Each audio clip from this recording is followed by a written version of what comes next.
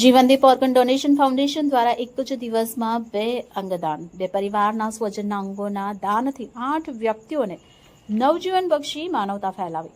સુરત શહેરમાં પ્રજાપતિ પરિવાર અને કાચા પરિવાર દ્વારા કિડની, લીવર અને ચક્ષુઓનું મહાદાન કર્યું. જીવનદીપ ઓર્ગન ડોનેશન ફાઉન્ડેશન સુરત દ્વારા 27 અને 28મું અંગદાન કર્યું.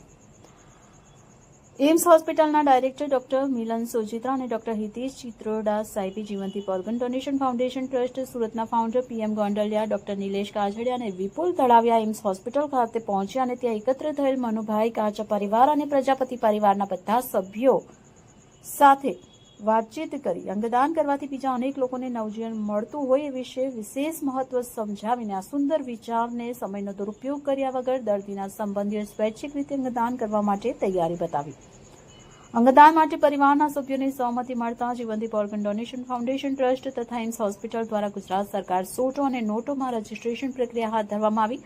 જીવનદીપ organ donation foundation trust AIIMS hospital તથા કાચા પરિવાર અને પ્રજાપતિ પરિવારના સંયુક્ત પ્રયાસોથી અંગદાન એ જ સર્વશ્રેષ્ઠ દાન છે, જેમનું એક સમાજમાં ઉત્તમ ઉદાહરણ પૂરું પાડ્યું છે અને પરિવાર દ્વારા અંગદાનના સંકલ્પ અને સુંદર વિચાર થકી 2 કિડની, 2 લીવર અને 4 ચક્ષુઓનું દાન દ્વારા અન્ય 8 લોકોને જીવનદાન મળ્યું છે.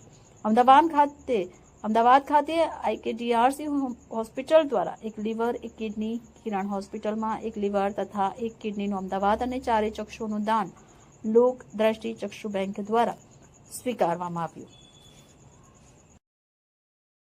વિપુલ Talaviya, Jivandeep organ donation Foundation Surat.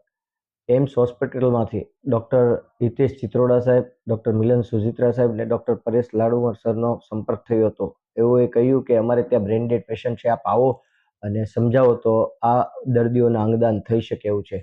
અમે અમારી ટીમના founder member PM Gondaliya, doctor Nilesh Kachhadiya અને સૌ ટીમ પહોંચી હતી. પરિવારજનોને મળતા કાચા પરિવારના 55 વર્ષીય મનુભાઈ જયરામભાઈ કાચા અને બીજા કિસ્સાના ઈલાબેન મનહરભાઈ પ્રજાપતિ, જેઓ 45 વર્ષીય છે, તેઓના પરિવારજનોને મળ્યા હતા. તેઓએ અંગદાન માટેની સંમતિ આપી હતી.